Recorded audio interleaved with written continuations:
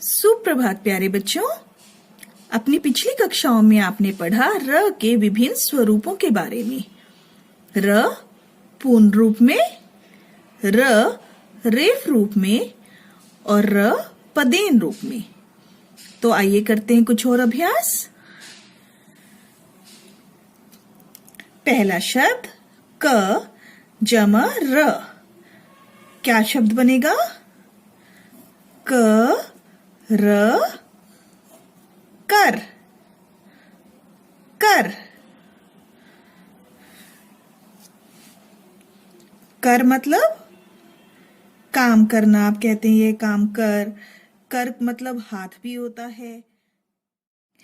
चलिए अगला शब्द क जमा र। र के नीचे देखिए बेटा हलंत है। हलंत का मतलब यह र पूरा नहीं है, अपने आधे स्वरूप में आएगा। र और अण शब्द क्या बनेगा? क। अब र क्योंकि पूरा नहीं है, आधा है, तो हम इसे बाद में लिखेंगे। पहले लिखेंगे अण और न के ऊपर लगेगी रेफ की मात्रा। र की रेफ रूप की मात्रा। कर्ण, कर्ण।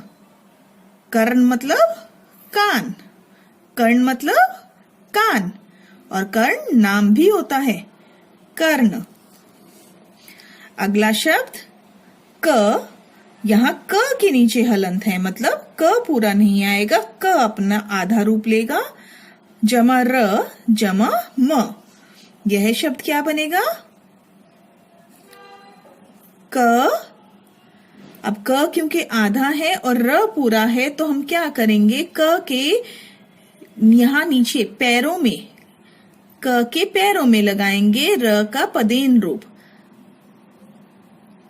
और म। शब्द बन गया क्रम। क्रम, क्रम मतलब सीक्वेंस। कोई चीज किसी सीक्वेंस में होती है ना? फर्स्ट, सेकंड, थर्ड, फोर्थ, जो ये सीक्वेंस है इसको बोलते हैं क्रम।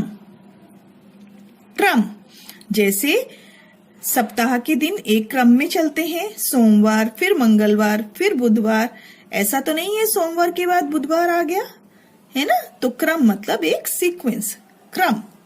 यहां आपने देखा र का पदेन रूप। र अपने पूर्ण रूप में, र रेफ रूप में और र पदेन रूप में। एक और शब्द देखते हैं बेटा, क जमा र। र के नीचे हलंत फिर से, तो र है यहाँ पर आधे रूप में और म। शब्द बनेगा क। अब र आधा है तो हम पहले म लिखेंगे और म के ऊपर लगाएंगे रेफ। कर्म शब्द बन गया कर्म।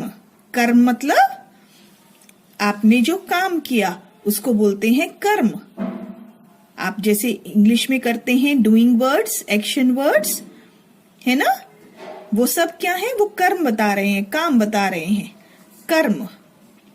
तो अब ये दो शब्दों में अंतर देखिए बेटा, क और म। ये दो वही व्यंजन है, यहाँ भी क और म है और साथ में र व्यंजन है, लेकिन र का दोनों अलग रूप है। यहाँ र है पदेन रूप में और यहाँ र है रेफ रूप में, और दोनों का उच्चारण कैसे भिन्न हो जाता है देखिए, क्रम कर्म, क्रम कर्म। आइए देखते हैं कुछ और शब्द। इस शब्द को पढ़ने का प्रयत्न कीजिए। चर्चा, चर्चा। यहां आप देख रहे हैं रेफ जो है वो अ की मात्रा पर लगा है। यह आप हमेशा ध्यान रखेंगे बेटा, अगर किसी वर्ण पर कोई और मात्रा लग रही है, जैसे यहाँ च पर आ की मात्रा लग रही है, तो रेफ जो है वो च के ऊपर ना लगाकर आप उस मात्रा के ऊपर लगाएंगे। चर्चा, है ना? अगर हम चर्च लिखते तो चर्च हम कैसे लिखते? च और इस च के ऊपर रेफ, ये बनता चर्च। चर्च, है ना? अभी हमें लिखा चर्चा, तो चर्चा में हमने क्या किया? आ की मात्रा के ऊपर रेफ लगाया। ठीक है, आगे देखिए वर्षा। इसमें भी वही होगा। अगर हम वर्ष लिखें, वर्ष, तो हम लिखेंगे ऐसे। वर्ष मतलब साल, वर्ष मतलब साल, वर्ष। तो वर्ष कैसे लिखते हैं? ऐसे। लेकिन वर्षा, वर्षा मतलब बारिश, वर्षा कैसे लिखेंगे? जो रेफ है वो श पर ना लगकर वो अ की मात्रा पर लगेगी। ठीक है। एक और शब्द पर्ची। हम बोलते हैं ना पर्ची कटवा लो, टिकट कटवा लो, पर्ची कटवा लो, स्लिप कटवा लो, है ना। पर्ची मतलब स्लिप। तो पर्ची कैसे लिखा? च के ऊपर जो ई की मात्रा है, ई की मात्रा लगाने के बाद रेफ लगा। ठीक है, ये चीज आप हमेशा ध्यान रखेंगे बेटा। अब ये कुछ शब्द हैं जहां पर पदेन रूप है, र का पदेन रूप। आइए पढ़ते हैं। Brush, brush. यहां पर आपने देखा ब की जो खड़ी पाए है, यह है खड़ी पाए, है ना। जो डंडा होता है व्यंजन का उसको बोलते हैं खड़ी पाए। तो ये जो खड़ी पाए हैं उसके साथ जब भी र का पदेन रूप लगेगा तो वो ऐसे एक तिरछे रूप में लगेगा, तिरछी रेखा के रूप में लगेगा। ठीक है, स्लांट लाइन के रूप में लगेगा। ठीक। अगला शब्द चक्र। यहाँ भी क की जो खड़ी पाए हैं उसके साथ हमने तिरछी रेखा के रूप में पदेन लगाया। ठीक है। अगला शब्द देखिए ट्रक, ट्रक। अब ट जो है, ट एक ऐसा व्यंजन है जिसमें यहाँ खड़ी पाई नहीं है, ये नीचे से घुमावदार है, घुमाव है ना। तब जब ऐसा कोई व्यंजन आता है जो नीचे से घुमावदार है तो हम क्या करते हैं, उसके नीचे जब हम पदेन लगाते हैं तो एक उल्टे वी के रूप में लगाते हैं, है ना। एक तिरछी रेखा इधर, एक तिरछी रेखा इधर, तो ये ऐसे पदेन लगता है। ये भी पदेन ही, यह भी पदेन रूप है, यह भी पदेन रूप है। लेकिन क्या है, जहाँ खड़ी पाए है वहां पर एक तिरछी रेखा के रूप में, और जहाँ खड़ी पाए नहीं है, घुमावदार व्यंजन है, वहां हम क्या करेंगे, उसको दो तिरछी रेखा लगाएंगे, जैसे कि अंग्रेजी का उल्टा वी। इसी प्रकार देखिए यह अगला शब्द ड्रम, ड्रम। ड भी क्योंकि घुमावदार व्यंजन है, इसके नीचे भी हमने जो पदेन लगाया है वह इस रूप में लगेगा। चलिए आइए देखते हैं कुछ और शब्द। अब बेटा यहाँ पर आप देखेंगे कि र के तीनों रूप से हमने शब्द लिखे हैं, और हम क्या करेंगे, जो सही शब्द है उसको सही का निशान लगाएंगे। पहला शब्द पढ़िए, र पूरा रूप में, शर्म, शर्म। र पूरा है तो इसका उच्चारण कैसे होगा, शर्म। यहां र जो है वो रेफ रूप में है, शर्म, शर्म। और यहां र जो है वो पदेन रूप में है, शम्र, शम्र। तो आप देख रहे हैं उच्चारण कैसे अलग हो रहा है, शर्म, शर्म, शम्र।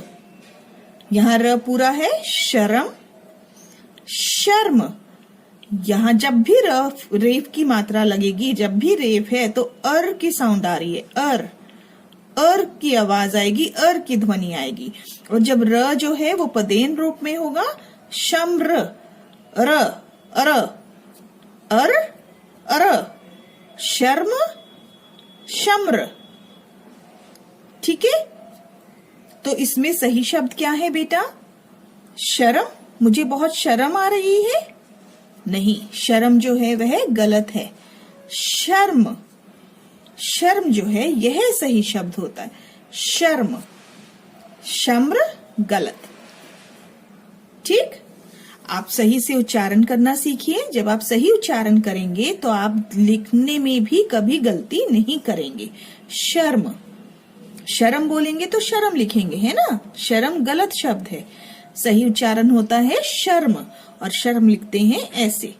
ऐसे ही आगे शब्द देखते हैं, मूर्ख, मूर्ख, मूर्ख। सही शब्द क्या होगा, मूर्ख। ठीक है। मूर्ख गलत शब्द, मूर्ख सही शब्द, मूर्ख गलत शब्द। भरम, भर्म, भ्रम। सही शब्द क्या है बेटा, भ्रम। भरम गलत, भ्रम गलत, सही है भ्रम। भ्रम का मतलब जब कोई कंफ्यूजन हो जाता है, कोई डाउट हो जाता है, ठीक है, उसको बोलते हैं भ्रम होना, भ्रम। अगला शब्द भरत, भरत, भ्रत। तो सही शब्द क्या है? भरत। भरत नाम है, भरत गलत शब्द, भ्रत गलत शब्द। अगला शब्द टरक, टर्क, ट्रक। सही शब्द क्या है? ट्रक। टर्क गलत शब्द, टरक भी गलत शब्द। ठीक है, चलिए आइए अब पढ़ने का कुछ अभ्यास करें। अर्जुन पर्वत पर चढ़ रहा था। अर्जुन पर्वत पर चढ़ रहा था। शुक्रवार का दिन था। शुक्रवार का दिन था। मार्ग में कुछ ट्रक क्रम से खड़े थे। मार्ग में कुछ ट्रक क्रम से खड़े थे। उसे ड्रम की आवाज सुनाई दी। उसे ड्रम की आवाज सुनाई दी। तो बेटा, इस प्रकार हमने आज किए फिर से कुछ रेफ और पदेन के शब्द। आपको अंतर बताया र के पूर्ण रूप, रेफ और पदेन की ध्वनि में क्या अंतर होता है, यह आपको समझाया गया। अब आप अपने घर में कुछ ऐसे ही शब्द रेफ और पदेन के लिखने का और पढ़ने का अभ्यास करेंगे।